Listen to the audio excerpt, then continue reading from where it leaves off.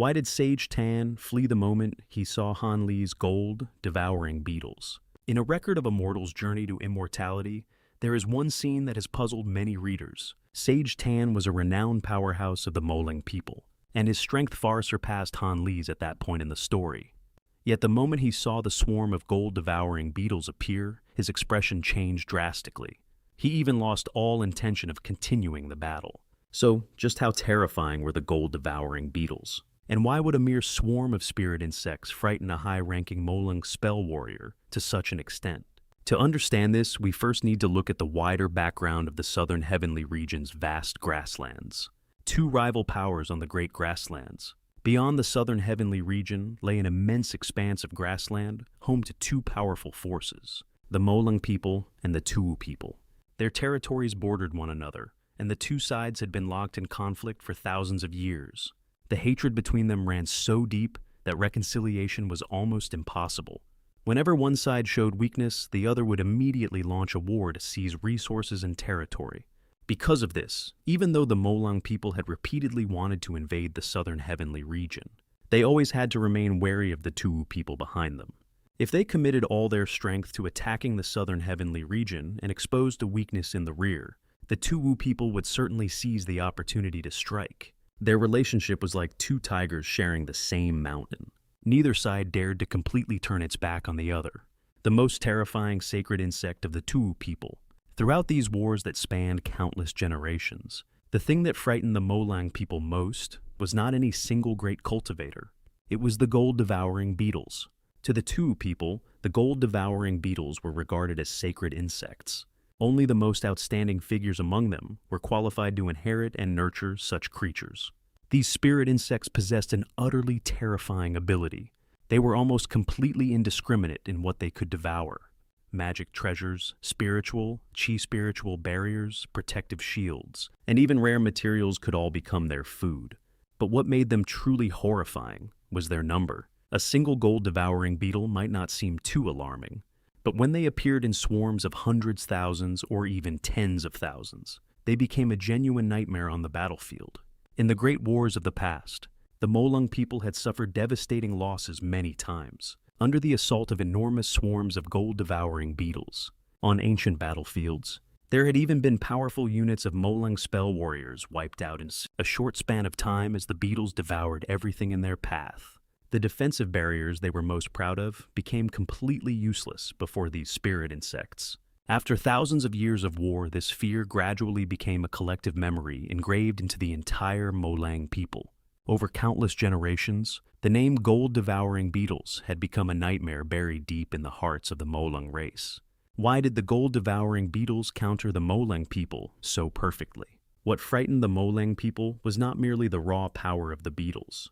The more important reason was that the cultivation arts and battle methods of the Molang people were severely countered by the gold-devouring beetles. Molang spell warriors generally relied on spiritual power, protective shields, and various defensive secret techniques in battle. But all of those things were exactly what the gold-devouring beetles could devour. The defensive layers that were supposed to block magic treasures and spells could not stop these insects at all. The beetles only needed to rush forward and gnaw relentlessly, and they could quickly tear through almost any defense. This rendered many of the Molang people's familiar tactics completely useless. In their eyes, the gold-devouring beetles were nothing less than their natural predator. Why was Sage Tan so terrified the moment he saw them? When Sage Tan fought Han Li, he initially did not take this opponent too seriously. Although Han Li had many tricks up his sleeve, he was still only a nascent soul stage cultivator from the southern heavenly region. But everything changed the moment the swarm of gold-devouring beetles appeared. In that instant, Sage Tan did not merely see a powerful type of spirit insect. What he saw was the memory of countless defeats that the Molang people had suffered throughout history. He immediately recognized them as the legendary gold-devouring beetles, the terrifying insects that had caused the deaths of countless Molang spell warriors on the battlefield. But the most frightening part lay on another level entirely. According to the understanding of the Molang people, gold-devouring beetles were the sacred insects of the Tuwu people. Those who possessed them usually held an extremely special status. So, why would a southern heavenly region cultivator, like Han Li, have them? This question immediately made Sage Tan suspicious. Throughout history, those who could successfully nurture and command gold-devouring beetles were all exceptionally dangerous figures. Could Han Li have some connection to the Tu people? Was there perhaps a massive hidden force standing behind him, secretly interfering in the war? If Sage Tan continued the battle, he would not only have to face a terrifying swarm of gold-devouring beetles, he might also stumble into secrets and dangers far beyond his expectations. It was precisely this combination of historical fear, battlefield suppression, and speculation about Han Li's identity that caused Sage Tan to lose his will to fight. Conclusion.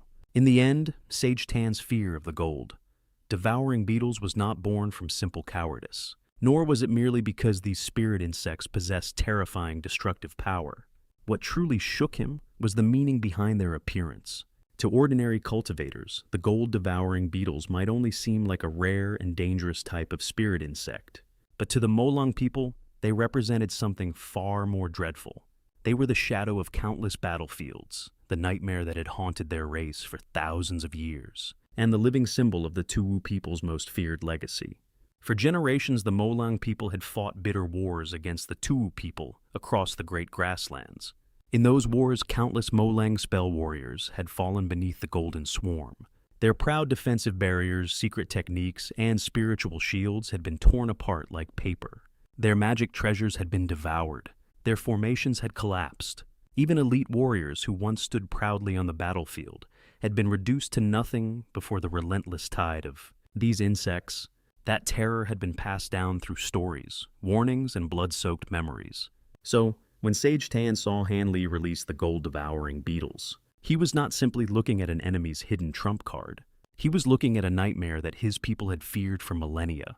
In that instant, the battlefield before him was no longer just a duel against a nascent soul stage cultivator from the southern heavenly region. It became a reminder of the most painful and humiliating defeats the Molang people had ever suffered. Even more terrifying was the question that followed. Why did Han Li possess the sacred insects of the Tu people? A normal cultivator should never have been able to obtain such creatures, let alone nurture and command them. In the eyes of Sage Tan, this immediately made Han Li far more mysterious and dangerous than he had first appeared. Was Han Li connected to the Tu people? Was there a hidden force standing behind him? Or had this seemingly ordinary cultivator somehow inherited a power that even the Molang people had dreaded for? Countless generations, no matter which answer was true, none of them were reassuring. Continuing the battle would mean facing not only Han Li himself, but also the terrifying uncertainty surrounding him. Sage Tan could no longer judge the depth of his opponent. He could no longer be certain that victory was within reach. The moment the gold-devouring beetles appeared, the balance of the fight had already changed. That was why he chose to retreat. Sage Tan did not run because he lacked courage. He retreated because, as a veteran powerhouse of the Molang people, he understood exactly what those insects meant. He knew their history, their danger, and the devastating threat they posed to his own methods of battle. To the Molang people, seeing the gold, devouring beetles was no different from seeing their natural predator descend upon the battlefield. And to Sage Tan, the moment Han Li's golden swarm appeared, Han Li was no longer just an ordinary nascent soul stage cultivator. He had become a man carrying the shadow of the Tu people's most terrifying legacy. That realization alone was enough to make even a powerful Molang expert abandon the fight.